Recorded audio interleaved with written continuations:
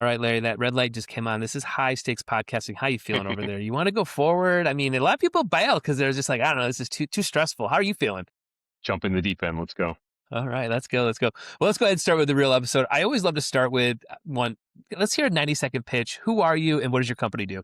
Great. So my background actually is very different than what we're doing here. I'm a financier. I'm a deal maker, and I've taken a dozen companies public. I've done some really interesting things, but I found this passion of cocktails during COVID. My daughter actually put me on to a show called Drink Masters on Netflix, and I watched this just amazing, beautiful artistry of cocktails and like art that you can drink. And I'm like, I'm Mm, going to go try to do this, and it was way harder than I ever expected.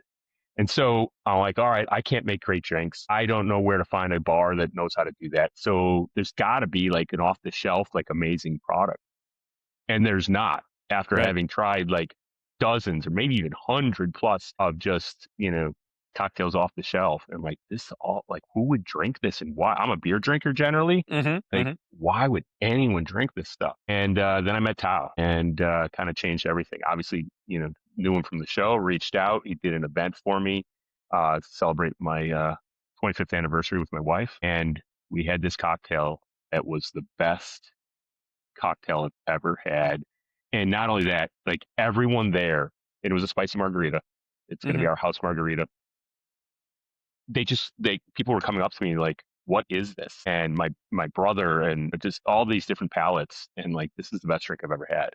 I'm like, Yeah, I am bottling this. And yeah. that's what we're doing. We're going to make amazing products off the shelf for folks. And we're doing some other really interesting things for bartenders as well. That's cool. Tao's got incredible ideas and how to, be an influence in the industry and for the consumer. That's We're great. excited. So maybe talk a little bit about maybe how did this partnership kind of come together? It sounds like obviously you recognize maybe some of your weaknesses and said, hey, I got to go find somebody else that can kind of pull us along here. But how did you guys sort of start to think about partnerships and kind of coming together to get this off the ground? Yeah, for me, it was facilitating someone else's passion, right? And so, when I met Tao and we got to spend some time together in person, taste the drinks, obviously, and like, okay, this is, world class mixology going on here. Realized that he had a passion for bringing that to everyday people, not Mm, just cocktail snobs, not just people that want to go to a Manhattan, Chicago, Paris, cocktail bar where everyone's, and I've been to one of the top bars in London, and I was like, I just want a margarita, and they looked at me like, what are you doing here? No, they ended up giving me this deconstructed margarita that was one of the best drinks I've ever had. But here I am, a beer drinker, like, well, I just need a margarita. Tao's not like that, right? It really kind of wants to make this accessible to people. yeah.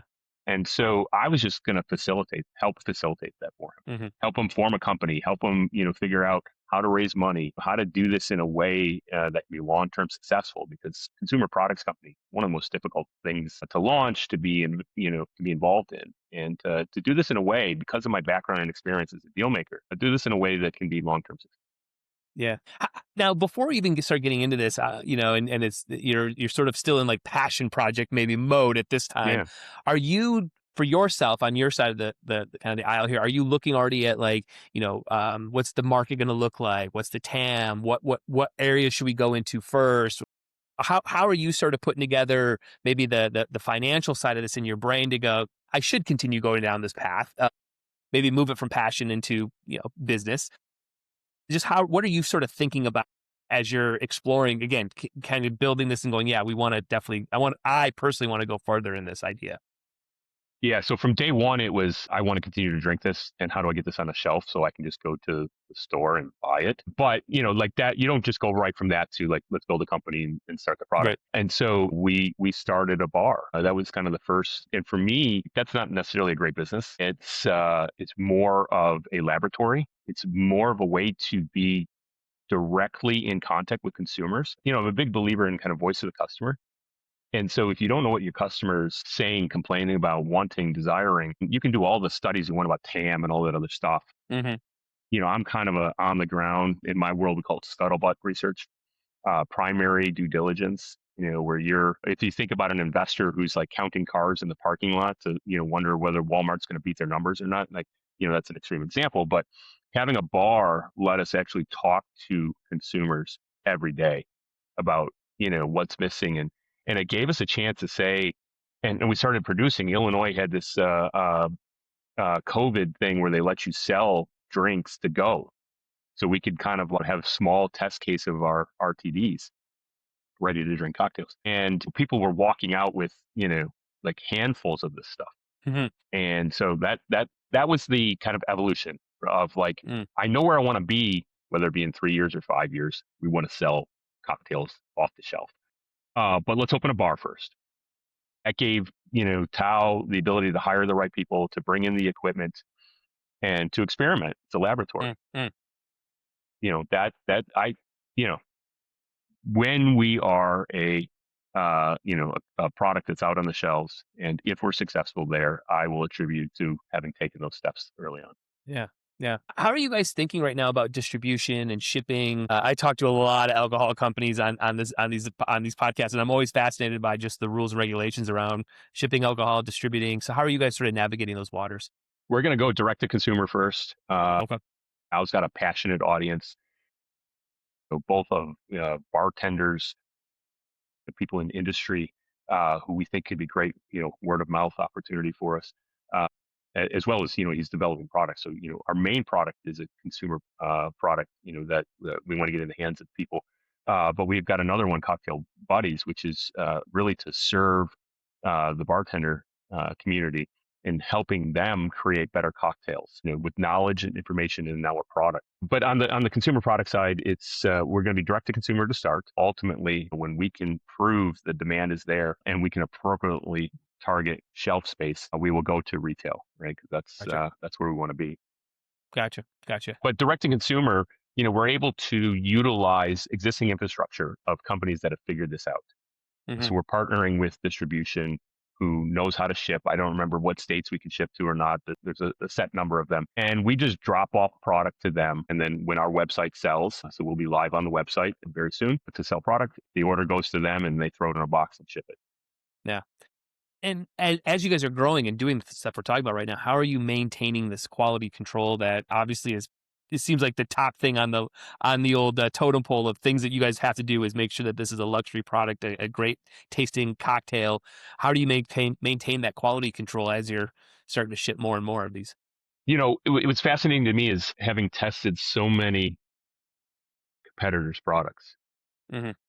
of things that I would normally be really interested in drinking. A spicy margarita, jalapeno margarita, something, let's just use that because we tested, I think, nearly 100 spicy margaritas in a can and a bottle and whatever. I found all but two of them literally undrinkable. Like I could not even finish it. There were two that I would drink that again. It's not as good as ours, but if I had to recommend to someone today, I would. And it was fascinating to me, like, how did that happen? How did, I'll drink almost any beer. Like, how does it go from like someone had an idea to it got into a bottle or a can and got onto a shelf and it's undrinkable? Hmm. Hmm. I think it's because they focus too much on the TAM or those other things that you had mentioned Right. and put a fancy label on them. Some of the bottles were really cool. Some of the cans really, like had a great marketing. And you can't even, like, you buy a 4-pack and you can't even finish one can. What happened? So through our process of going from a single mixed cocktail that Tao created to a batched process where you can do tens of thousands, hopefully hundreds of thousands or millions, Hmm. we found that you have to go through both a regulatory process as well as like a practical chemistry process where at every stage, the machinery of the process is forcing you to a crappy product. And you would get the sample, you would drink it, we'd look at each other and go like, are we supposed to like this? Or can we say what we really believe, which is this is crap. This is Yeah. nothing like the OG, the original. And we always went back to that baseline. If it's not as good or better than the one that came out of Tao's shaker when he made it cocktail for us, we are not Hmm. doing this. Yeah. We are not doing it. We fought the, literally these people are producing, doing their jobs, whatever, but the raw ingredients, if it wasn't the quality that we wanted at the end product, we were not doing it. I don't care if it's cheaper. Yeah. I don't care if it takes longer to get because it's got to come from, a distributor overseas. We're not doing it. And then when we got to the flavoring profiles, they're like, oh yeah, we can recreate your flavor. We can reverse engineer it. And then you get it and like, no, this is not that. That strawberry has nothing like that tastes like a popsicle. Mhm, Uh, mhm. at every step, Tao led the effort to like, we are not doing this. We're not getting to the end of this and having a marketing product where we wouldn't actually drink it ourselves. Yeah. And it's slowed us down. It has taken us a year longer than expected. Mhm. We now understand like why people don't do this. People who have a passion for the drink probably gave up along the way, and why the only ones that are successfully through the gauntlet are marketing driven people focus on Yeah. TAM. Right, right. And so that dedication, that focus, some would call it an obsession with Tao, has driven us to this point. And Yeah. without it, we'd have a way worse product. I know that. Yeah. Sometimes I got frustrated. Like, is this ever going to happen? Are we going to be able to mass produce this house margarita, which is a spicy Mhm. strawberry, just beautifully balanced? Are we going to be able to do this? And Yeah. we're there. We're there. We're excited and proud of the product. Yeah. So one of the things that stood out to me too was kind of some uniqueness around just the bottle, the sort of journaling concept that I have never seen. I come from the brewery world. I have been around this space in my 20s. So I was very intrigued by that. So I would love to know just maybe some of the conversations. Obviously, we're talking about just the actual alcohol itself and the cocktail itself, making sure it tastes good. How did you guys think about branding? Think about this journaling, and what were you kind of hearing that maybe triggered? Hey, we want to have the bottles look like this. We want to have the type of the labeling, the color palettes, this journaling concept. Maybe talk a little bit about maybe the conversations around what that was like for you guys.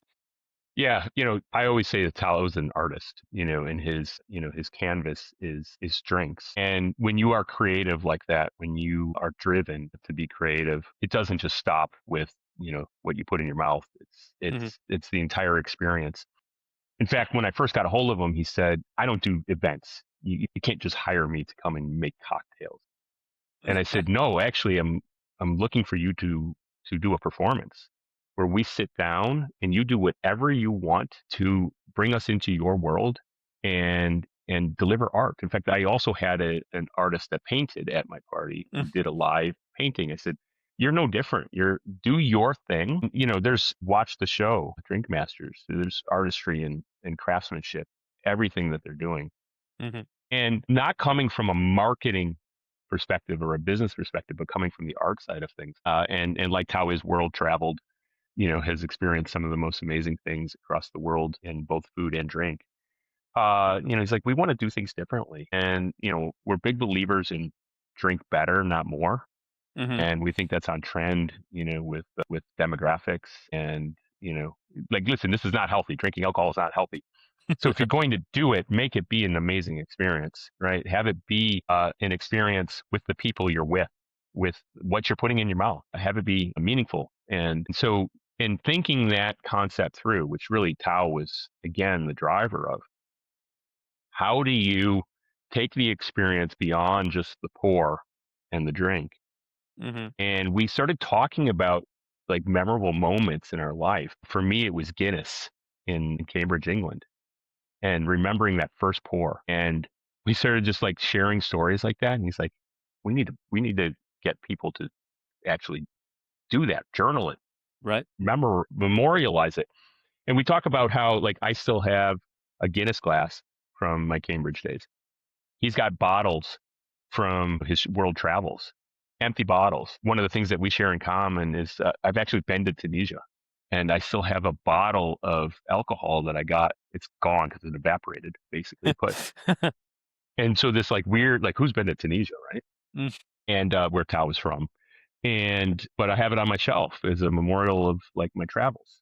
Yeah. And he's like, yeah. So just this idea that like this thing can become an experience. And I think in the world of AI and all the other exciting things going on in the world, I think we're also going to start cherishing moments and experiences, alcohol and drinks and, kind of coming together that's always been a part of that. And I think it's going to become, the pub in England is, it's less about how many beers am I drinking than how many conversations can I have, Sure.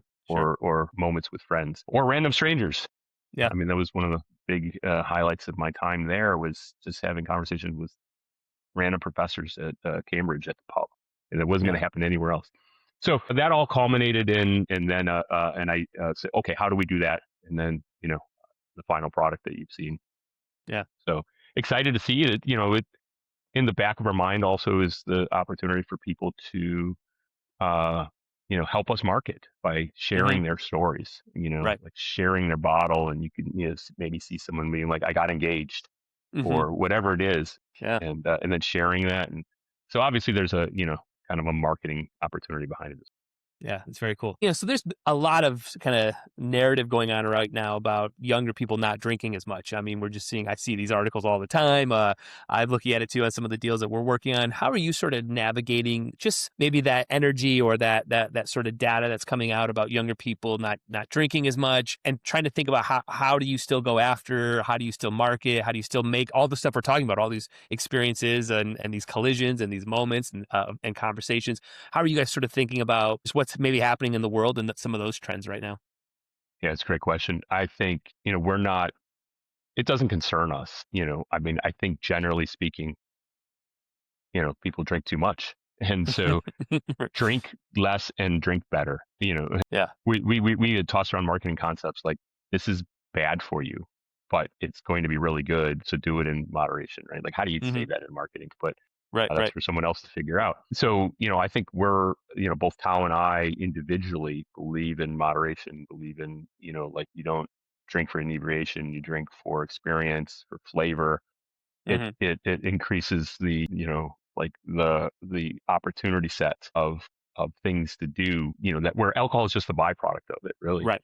And so I think if we can be honest about it, about, like, we're not actually trying to sell to you so you drink more, and the party beach culture, whatever, um and just be honest about it and direct about it. I Hmm. think that, my daughter's 23. She was 19 when she told me to, or 18 when she told me to watch Drink Masters. I'm like, what? You're not supposed to be drinking. And she's of that generation where, Yeah. they don't drink a lot. Her boyfriend Right. doesn't drink at all, really. But she's now been in this, obviously journey alongside of me, and experienced world-class cocktails Hmm. from Tao and the people around him. And there's an appreciation. And so, through her eyes, we can see that there is interest. Her friends were more likely to come to No School Tomorrow than they would be to go to a bar, a regular bar. Hmm. And not because of the, celebrity opportunity or the Instagram moments or whatever. It's just like, well, if we're going to do something like that, let's do it well. Right. I Right. was buying the cheapest beer I could buy until I found Guinness. I Yeah. was like, oh, wait a minute, there's like real beer here. Right. Right. And so we actually think it fits with who we are, what we're trying to do. This generation seems to care about moments and experiences. Yes, they want to put it on video and share it with the world, Hmm. and but they really truly care about things that I think are genuine. And again, if you watch Shrink Masters, people will say, "Why were you drawn to Tao?" Because someone else won. There were other colorful characters. There were people that were in the United States already, much easier to connect with. And I Hmm. said, I don't know. There's something I connected with him. I felt the genuineness through the camera Hmm. there. And I think that's what our product is trying to do is, Yeah. connect with people in a genuine way. And we're going to be honest. Alcohol's not good for you. Uh, Right. Yeah. enjoy, enjoy it because it tastes good, because it's a unique experience. So one of the reasons we're talking is I actually found you because you're out running a crowdfunding campaign. You're over on Issuance right now. I'd love to talk a little bit about, maybe the conversations around why going to this type of vehicle for fundraising. And maybe this is, more directed right towards you. Like, I'm sure you've done fundraising or raised capital other ways. How did you get to the crowdfunding sort of conversation for the brand? So I've been in the capital markets investing world for over 25 years, and almost 30 actually now, and really truly frustrated with how narrow the fundraising is institutionally. Mhm. Mhm. And if you look back at the history of success in the United States, it's been when there's been really broad support for investing in unique things and ideas. And I think crowdfunding is a way to get back to, where we used to be 20 or 30 years ago in maybe the general stock market, where small companies with crazy ideas could still go public. Right, right. It is way harder to do. There's less public companies every year. They're becoming larger. And those, if I were a retail small investor, would be uninteresting to me. And so I've watched how this market has changed. And what seemed like the kind of push for crowdfunding for me wasn't like, let's go find people who don't know what they're doing to take their money away from them, but rather Mhm. let's empower them to have the opportunities that venture capitalists, the private equity funds, other large institutions, they have the ability to earn outsized returns because of their access to opportunities. And I got to know David Wild, who's, some would say the grandfather or author of the Mhm. Jobs Act that created all of this. And David's become a friend. And, I understood and saw his vision and passion for what this was, which is, this is the pathway to become the next public company, right? And an alternative to the venture world, who has very narrow parameters in what they want to do and what they'll invest in and how they wrestle control often from founders and things. And so I was fascinated with how to do it. Why I think we need a robust market in this space. That means some will succeed, some will not. That's just Mhm. a normal part of risk taking. And so I, I understand that currently it's easier to gain attention with things like CPG, consumer products, than it is, some of the more institutional things I invest in, which Right. should be democratized and invested in by, regular people. But, they kind of yawn at it. They want a little sex and sizzle with their investment. Yeah. Yep. And so, this one was one that is clearly, you know, Tao has an Instagram following. He's been on a Netflix show. This is generally more difficult for institutional investors. So it was just the right one to finally kind of start to utilize, the framework that I'm a big believer in. And I think is going to be, and personally, I've invested in Aptera. I'm taking Boxable public in a SPAC, Mhm. another Mhm. crowdfunding one. Yep. And I've invested in others just because I'm a believer in that ecosystem. And so yeah, we think our fans, that already know the product because they've come to the bar, who have said to us, "I can't wait to buy it. Mhm. How do I invest?" And again, kind of a response to that, like, we should let them invest and come along on the journey. Mhm, mhm. Yeah, it's great. So I want to talk a little bit about these retail investors that might be looking at this type of deal. So I don't want to be specific on your raise or anything like that, but if I was a retail investor looking at just a spirits brand, a cocktail brand, alcohol brand in general, what should I be thinking about? Like, what does this world look like? It has to be in retail. It has to be consumer goods. Like, what should be the questions I'm asking about just this type of vertical, in terms of fundraising and investing? Well, first I would say it's a very difficult landscape.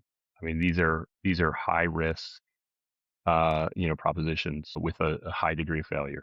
I mean, I think people should come into this eyes wide open. I've invested in a handful of these types of things, and they don't always work out. And so it's important to do your own due diligence. No one is going to be, better at understanding how you evaluate the risk and reward than yourself in doing the work. And, I kind of go back to some of the investment legends that I learned from. And, I became a professional investor having studied their success, their track records. And there's something about being passionate about the thing that you're investing in, but separating the passion for the product from the analysis of the opportunity. Mm, And mm, so the passion for the product is going to keep you interested in diving into the details. Because if it's something you have no interest in as a product, you you're going to open up yeah, these, SEC filings or these, financial reports and be like, what am I doing? Unless yeah. you're like me and that's what you do every day and you wake up and you're like, just going to grind through, you know, an HVAC contractor business, right? And so, the passion side, now the most difficult thing that I have found as a professional investor in order to try to help teach others is to separate that emotional passion for the product from the investment decision. Sure. And, it's our goal to provide as interesting an opportunity for the investor as possible, Hmm. meaning, putting myself in their shoes and saying like, how would I think about this as an investment? Sure. And that's how I approach deal making is how would I feel if I were on the other side of the table? But you really, when you do that, need to separate that passion. But I think the passion is important to help you get through because there's going to be ups and downs. And if you're like, I believe in the product, I watched Tesla investors. I personally could never invest in Tesla, but I understand why those people that could were able to go through all the ups and downs because of the passion of the product. It's just important to put that aside when you're going to actually review the fundamentals of the business. Hmm. And I think, that if I were evaluating these kinds of things, I invested in a spirits company one time. It was a vodka company. I'm a tequila guy. I had zero interest in vodka. And I'm like, what am I doing? Investing is hard enough. Yeah. Be excited about the product. Because the other thing is success for the product is also going to be about word of mouth, and your investment success is going to be Hmm. about how many other people. So if you're a believer in it and an investor in it, and then you're going to tell everyone about it because you believe in the product, not just because you want your investment to go up, that it's going to be a better outcome than like, I don't care about this thing. I just hope my Yeah. stock goes up. Right. Right. Right. Yeah.